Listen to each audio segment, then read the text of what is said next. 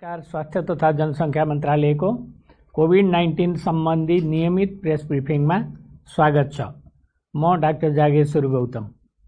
हामी आज हरेक दिन जस्तै नेपालमा कोभिड-19 को राष्ट्रिय अद्यावधिक विवरणका साथ उपस्थित भएका छौँ। हामीलाई साङ्केतिक भाषामा दिनेश श्रेष्ठले साथ दिइरहनु भएको छ। विश्वमा आजसम्मको तथ्याङ्क हेर्दा 3,77,86,413 जना व्यक्तिहरू कोभिड-19बाट संक्रमित हुनुभएको छ।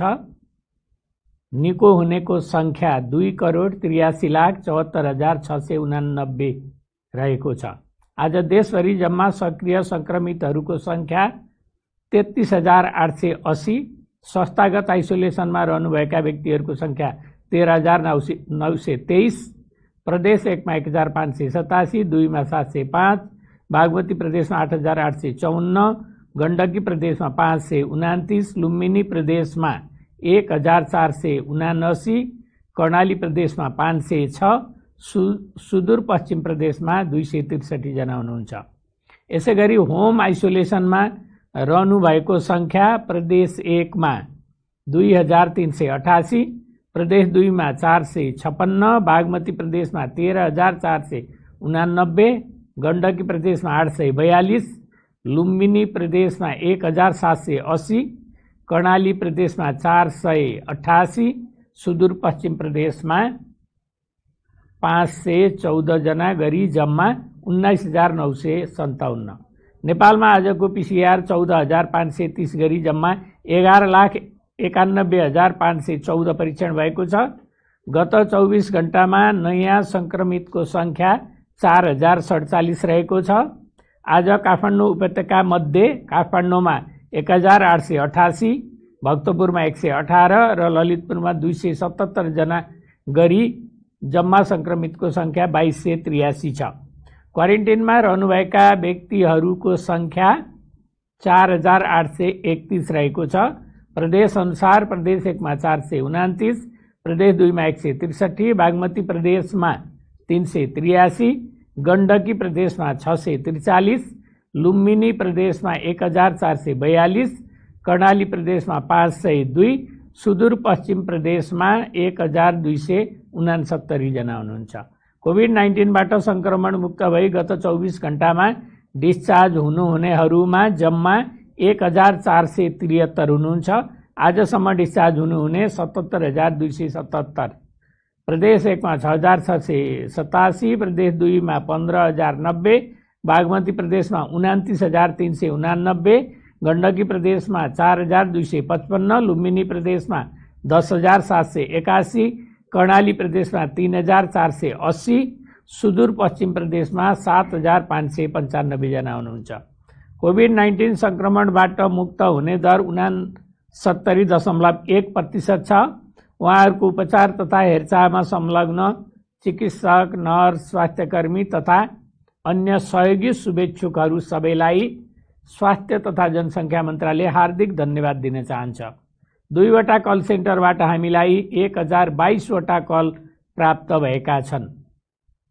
आइसियुमा उपचाररत बिरामीको संख्या प्रदेशअनुसार प्रदेश 1 मा 30 जना, प्रदेश 2 मा 20 जना, बागमती प्रदेशमा 155 जना, गण्डकी प्रदेशमा 6 जना, लुम्बिनी प्रदेशमा 47 जना, कर्णाली प्रदेशमा 19 जना, सुदूरपश्चिम प्रदेशमा 2 जना गरी जम्मा 279 जना हुनुहुन्छ। भेन्टिलेटरमा उपचाररत संख्या प्रदेशअनुसार प्रदेश 1 मा 15 जना, बागमती प्रदेशमा 46 जना र लुम्बिनी प्रदेशमा 6 जना गरी जम्मा 67 जना हुनुहुन्छ। 500 भन्दा बढी सक्रिय संक्रमित संख्या रहेको जिल्लाहरूमा मोरङ, सुनसरी, मकवानपुर, सुर्खेत, ललितपुर, काठमाडौँ, चितवन, भक्तपुर र रूपन्देही रहेका छन्। शून्य संक्रमित भएका जिल्ला मनाङ रहेको छ। र यसपछि म जानकारीहरू उपलब्ध गराउन गइरहेको छु। स्वास्थ्य सेवाको सुधारको लागि स्वास्थ्य तथा जनसङ्ख्या मन्त्रालयले चालेका प्रयत्न र उपलब्धिहरूको बारेमा म बताउन गइरहेको छु। प्रत्येक नागरिकले राज्यबाट निशुल्क प्राप्त हुने आधारभूत स्वास्थ्य सेवालाई व्यवस्थापन गर्ने र आकस्मिक सेवामा नागरिकको पहुँच सुनिश्चित गर्ने जस्ता महत्त्वपूर्ण कार्य व्यवस्थापन गर्न जनस्वास्थ्य सेवा नियमावली 2077 जारी गरी कार्यान्वयनमा ल्याइएको छ। महिलाहरूको स्वास्थ्य सम्बन्धी प्रजनन अधिकार प्राप्तिको सुनिश्चितताका लागि सुरक्षित मातृत्व तथा प्रजनन स्वास्थ्य अधिकार नियमावली 2077 जारी गरिएको छ। प्रारम्भिक चरणमा 7 प्रदेशका 14वटा अस्पतालबाट गरिब तथा विपन्न वर्गलाई आकस्मिक स्वास्थ्य सेवा निशुल्क उपलब्ध गराउन कार्यविधि जारी गरी रु 14 करोड रकम हस्तान्तरण गरिसकिएको छ। आकस्मिक सेवालाई थप व्यवस्थित बनाई अकालमा हुने मृत्यु कम गर्न पूर्व अस्पताल सेवा सहितको एकीकृत एम्बुलेन्स सेवा सञ्चालन प्रारम्भ भइसकेको छ। हाललाई देशका विभिन्न 10 अस्पतालमा ट्रमा युनिट बनाउने गरी हरेक युनिटको लागि रु 50 लाखका दरले 5 करोड बजेट विनियोजन भइसकेको छ। कोशी अस्पताल, नारायणी अस्पताल, भरतपुर अस्पताल र पोखरा स्वास्थ्य विज्ञान प्रतिष्ठानलाई 9 करोडको दरले आकस्मिक कक्ष निर्माणका लागि 36 करोड रकम पठाइएको छ। स्वास्थ्य सेवाको गुणस्तर वृद्धि गर्न सबै अस्पतालहरूमा न्यूनतम सेवा मापदण्ड मिनिमम सर्भिस स्ट्यान्डर्ड कार्यान्वयन गर्नको लागि सबै प्रदेशमा अभिमुखीकरण तालिम सम्पन्न हुनुका साथै अधिकांश सङ्घीय अस्पतालहरूमा मापदण्ड अनुसार सेवाहरू सञ्चालन भए नभएको अनुगमन गरी पृष्ठपोषण दिने प्रणाली विकास गरिएको छ। यसले स्वास्थ्य सेवाको गुणस्तर वृद्धि गर्न मद्दत गर्नेछ। स्वास्थ्यमा सर्वव्यापी पहुँच सुनिश्चित गर्ने उद्देश्यले स्वास्थ्य प्रणालीलाई व्यापक सुधार गर्न नेपाल सरकारले आर्थिक वर्ष 2077-78 को नीति तथा कार्यक्रममा समावेश भएका देहाय बमोजिम स्वास्थ्य क्षेत्रको पुनर्संरचना गर्ने कार्यहरू भइरहेको छ।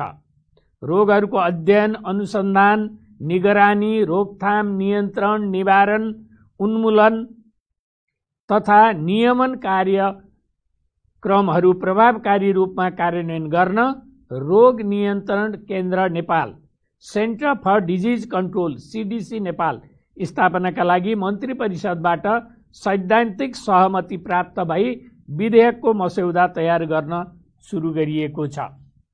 स्वास्थ्य संस्था र स्वास्थ्य सेवाहरूको गुणस्तरमा सुधार गर्ने उद्देश्यले स्वास्थ्य संस्थाहरूको वर्गीकरण, प्रमाणीकरण तथा प्रत्यायन क्लासिफिकेसन, सर्टिफिकेसन एन्ड एक्रिडिटेसन गर्न नेपाल स्वास्थ्य प्रत्यायन प्राधिकरण स्थापनाका लागि तर्जुमा गरिएको अवधारणा पत्र कानुन मन्त्रालयबाट सहमति लिई सैद्धान्तिक सहमतिका लागि मन्त्री परिषदमा पेश गरिएको छ। औषधि, औजार र उपकरण, प्रविधिजन्य स्वास्थ्य सामग्री, प्रयोगशाला सामग्री, खाद्य पदार्थ, खाद्य पूरक पदार्थ, सौन्दर्य प्रसाधन सामग्रीहरूको प्रभावकारी नियमन गर्न कानुनद्वारा निर्देशित खाद्य तथा औषधि प्रशासन food and drug administration FDA स्थापनार्थ अवधारणा पत्र तर्जुमा गरिएको छ। यसको कार्यक्षेत्र सम्बन्धमा कृषि तथा पशु-पक्षी मन्त्रालयसँग थप छलफल भइरहेको छ।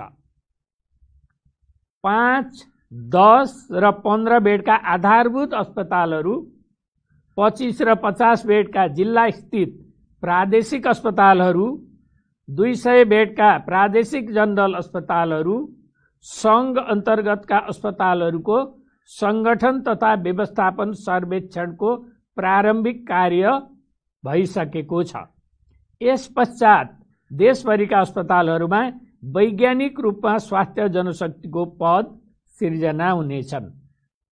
चालु आर्थिक वर्षमा 386 स्थानीय तहमा आधारभूत अस्पताल निर्माणको लागि रु 6,04,00,00,000 बजेट विनियोजन गरी सम्बन्धित स्थानीय तहमा पठाइसकिएको छ। विगत वर्षमा भवन विभाग मार्फत निर्माण कार्य गर्दै आएकोमा अब स्थानीय तहको अपनत्व हुने गरी प्रशासनिक ढिलाइ पनि कम हुने हुनाले स्थानीय तहहरूलाई नै भवन निर्माण गर्न दिने प्रबन्ध मिलाइएको छ। यो प्रबन्ध 2062 सालबाट भवन तथा शहरी विकास विभागमा गएको थियो। अहिले चाहिँ अब स्वास्थ्य मन्त्रालय अन्तर्गत नै आएको छ। साबिकका 52वटा जिल्ला अस्पतालहरूलाई 50 शैय्या बनाउन प्रति शैय्या 1 लाखका दरले 866 बेड थप्ने गरी रु 8,66,00,000 रकम विनियोजन भई सम्बन्धित अस्पतालमा पठाइसकिएको छ। साबिकका अञ्चल र उपक्षेत्रीय अस्पताललाई 200 शैय्या बनाउन 11 अस्पतालमा 1035 बेड थप गर्न रु 10,35,00,000 रकम सम्बन्धित अस्पताललाई पठाइसकिएको छ। स्वास्थ्य संस्था नभएका 2,626 वडाहरूमा आधारभूत स्वास्थ्य केन्द्र भवन निर्माण र स्वास्थ्य सेवा सञ्चालनका लागि स्थानीय तहमा वित्तीय हस्तान्तरण गरिसकिएको छ।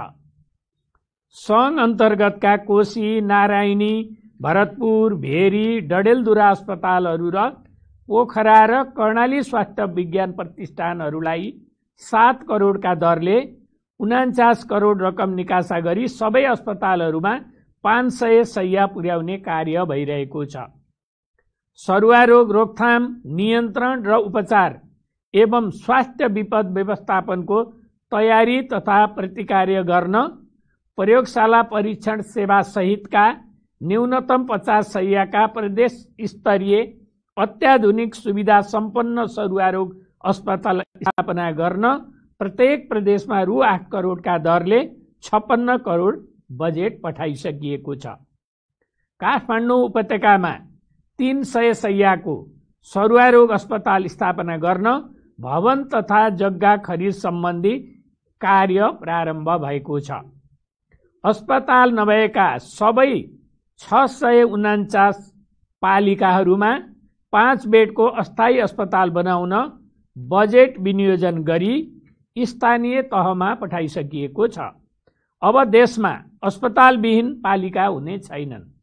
राज्यले उद्घोष गरेको आधारभूत स्वास्थ्य सेवामा सबैको पहुँच पुग्ने सुनिश्चितता गरेको छ। यसबाट थप 3,245 शैय्याहरू थप भई कुल 6,202 बेड थप भएका छन्। स्वास्थ्य विज्ञान प्रतिष्ठान, काउन्सिल, अनुसन्धान केन्द्र र अस्पतालहरूलाई थप मितव्ययी, व्यवस्थित र प्रभावकारी बनाउन क्षेत्रगत एकीकृत छाता ऐनहरू तर्जुमाको लागि प्रारम्भिक कार्य भएको छ। नयाँ संरचना लगायत मौजुदा संरचनामा आवश्यक परिमार्जन गर्न स्वास्थ्य क्षेत्रको पुनर्संरचनाको अवधारणा पत्र तयार गरिएको छ।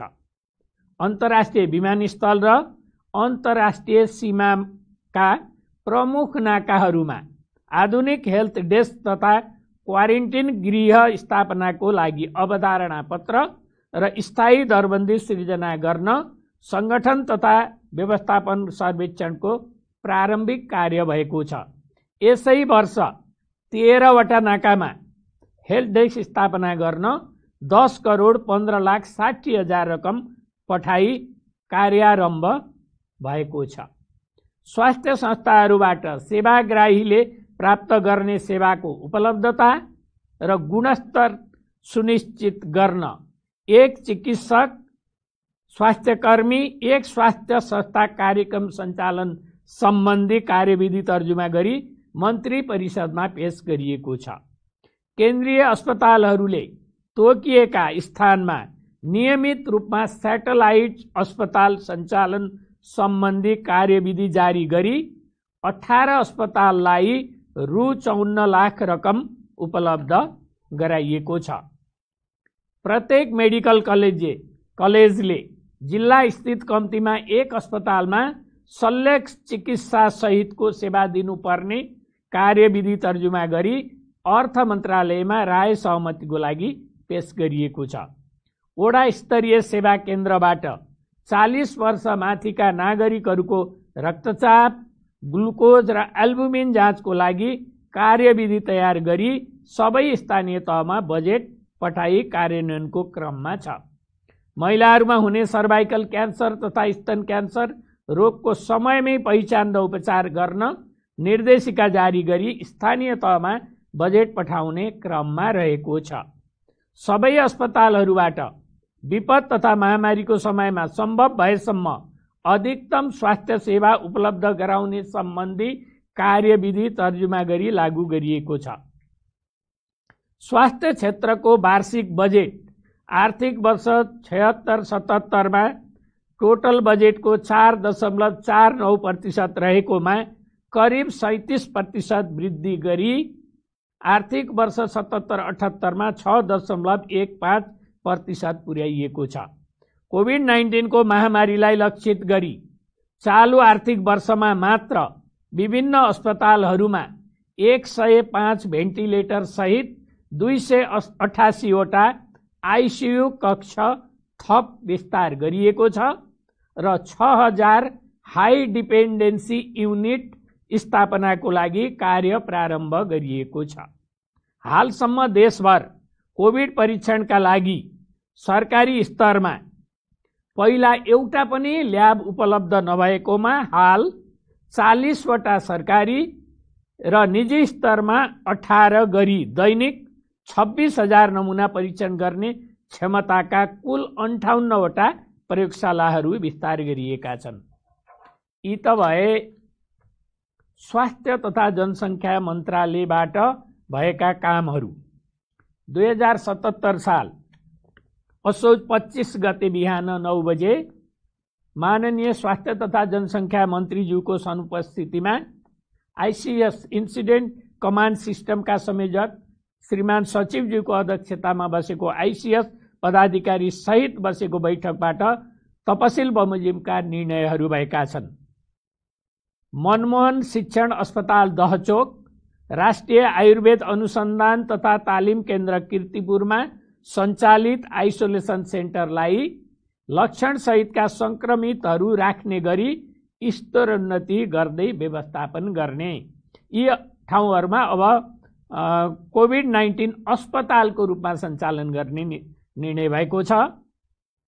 सार्वजनिक स्थानहरू तथा सार्वजनिक यातायातका सञ्चालकहरू र जिम्मेवार निकाय र पदाधिकारीहरूलाई कोभिड-19 को संरक्षण र जोखिम रोक्नका लागि भूमिका निभाउन सम्बन्धित निकायहरूसँगको समन्वय र सहकार्यलाई अझ बढाउँदै लैजाउँ र यस किसिमका सार्वजनिक स्थानहरूको निसंक्रमण गर्ने कार्य तथा जनस्वास्थ्यका मापदण्डहरू कडाइका साथ लागू गर्न र जनस्वास्थ्यका मापदण्ड लागू नगर्ने नगराउनेलाई कडा कारबाही गर्न गृह मन्त्रालय, भौतिक पूर्वाधार विकास मन्त्रालय, संघीय मामिला तथा सामान्य प्रशासन मन्त्रालयलाई लेखी पठाउने निर्णय गरिएको छ। विगत वर्षहरू जस्तै गरी चाडपर्व मनाउने तथा व्यापार व्यवसाय गर्ने खालको सामान्य वर्ष यो वर्ष नभएकोले यसपालि जो जहाँ जस्तो अवस्थामा छौं त्यही त्यस्तै अवस्थामा चाडपर्व मनाउने बहानामा किनमेल, व्यापार व्यवसाय तथा यात्राका लागि भिड गरेर संक्रमण फैलाउने कामहरू नगरौं र नगराउँ। यस्ता खालका वातावरणहरूलाई निरुत्साहित गर्न सम्बन्धित सबै निकायहरूलाई अनुरोध गर्ने, आफू र आफ्ना प्रियजनहरूलाई संक्रमणबाट जोगाउन सर्वसाधारणका लागि विभिन्न माध्यमबाट यथेष्ट सन्देश पुर्याउने निर्णय गरिएको छ। ज्येष्ठ नागरिक तथा दीर्घ रोगीहरूसँग अन्य व्यक्तिहरूको प्रत्यक्ष भेटघाट नहुने गरी हरेक स्थानीय तहहरूले जनसमुदाय स्तरको सहभागिता सम्बन्धी कार्य योजना बनाएर लागू गर्न ओडा कार्यालयहरूको संयोजकत्वमा ओडा स्तरमा रहेका गुठी, क्लब आदि जस्ता सबै किसिमका निकायहरूलाई परिचालन गरी समुदाय मानिस प्रत्यक्ष बीच प्रत्यक्ष भेटघाट नहुने खालका प्रविधि मैत्री समुदाय परिचालन तत्कालै सुरु गर्न निर्देशन दिने र ती समुदाय परिचालन कार्यहरूले होम आइसोलेसनमा भएका संक्रमित व्यक्तिहरू तथा तिनको नजिकको सम्पर्कमा आएका तथा आउन सक्ने खालका व्यक्तिहरूलाई समेत सघन निगरानी गर्ने खालको कामहरू गर्ने गराउने निर्णय गरिएको छ। कहीँ कतै यात्रा गर्ने योजनामा छौँ भने आफू र सँगै रहने वा जाने परिवारका सदस्यहरू समेतले जानु पूर्व 7 दिन पूर्णतया एकान्तवास क्वारेन्टिन बस्ने। यसरी बस्दा यात्रा गर्ने व्यक्तिहरूमा कोभिड-19 सँग मिल्ने कुनै पनि लक्षण वा चिन्ह छैनन् भने मात्रै यात्रा गर्ने, अन्यथा यात्रा स्थगित गर्ने वा सार्ने र स्वास्थ्यकर्मीको निगरानीमा रहने। यसरी 7 दिनमा कुनै लक्षण वा चिन्ह नदेखिए र यात्रा गर्न उपयुक्त भई यात्रा गरेर गन्तव्यमा पुगिसकेपछि पनि अनिवार्य रूपमा 7 दिन एकान्तवास वा क्वारेन्टिन बस्ने व्यवस्था गर्न गराउन सार्वजनिक सूचना जारी गर्ने र सम्बन्धित निकायहरूमा अनुरोध गर्ने निर्णय भएको छ। आकस्मिक बाहेकका नियमित अपरेसनहरू हाललाई नगर्न र संक्रमणको अवस्था नियन्त्रण हुँदै गएपछि मात्रै गर्न उपत्यकाका सबै अस्पतालहरूलाई निर्देशन दिइएको छ र यसले कोभिड-19 संक्रमण भएका बिरामीहरूलाई बेडको उपलब्धता, आइसियु र भेन्टिलेटर केही उपलब्ध हुन सक्ने गरी व्यवस्थापन हुन सक्ने समेत स्वास्थ्य तथा जनसङ्ख्या मन्त्रालयको विश्वास छ। उपत्यकाभित्रका सबै किसिमका सरकारी अस्पतालहरूलाई कोभिड अस्पतालका रूपमा व्यवस्था गरी हाललाई स्वास्थ्य सेवा विभागसँग रहेका आइसियु, भेन्टिलेटर, अक्सिजन आदि सघन उपचारका लागि आवश्यक सरसामग्रीहरू उपत्यकाका अस्पतालहरूमा केन्द्रित भएर व्यवस्थापन गर्ने। संक्रामक रोग ऐन अनुसार कारबाही नै गर्ने गरी मानिसहरूको आवत जावत घटाउन, कार्यालयहरूको समय र दिन घटाउने, व्यापार व्यवसाय खोल्ने तथा सञ्चालन सम्बन्धी समय र मोडालिटीहरू परिवर्तन गर्ने र उपत्यकाभित्र बाहिर आउने जाने सबै कार्यालय तथा निकायहरूले सेमिनार, बैठक, गोष्ठीहरू बन्द गर्ने, लक्षण तथा चिन्ह देखिएका व्यक्तिहरूलाई बिदा दिने, काममा आउन नदिने व्यवस्था गराउन सबै सरकारवालाहरूलाई लेखी पठाउने निर्णय भएको छ। राष्ट्रिय जनस्वास्थ्य प्रयोगशाला स्वास्थ्य सेवा विभागबाट तयार गरिएको तथा गुणस्तर मापन तथा नियमन महाशाखा मार्फत पेश भएको भ्यालिडेसन प्रोटोकल फर कोभिड-19 डायग्नोस्टिक किट सम्बन्धी प्रोटोकल स्वीकृत गरिएको छ।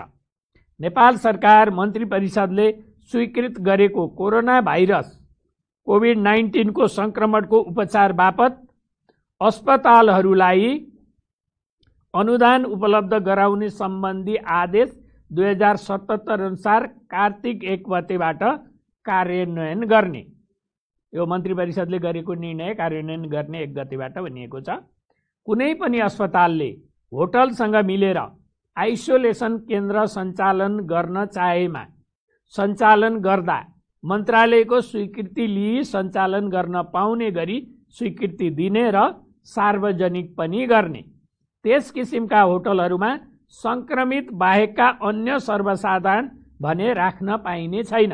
उपरोक्त बमोजिमको कार्य स्वास्थ्य सेवा विभागले व्यवस्थापन गर्ने। यी निर्णयहरू पनि भएका छन्। आजको यो कोभिड-19 सम्बन्धी राष्ट्रिय अद्यावधिक विवरण अलि लामो हुन गएको छ।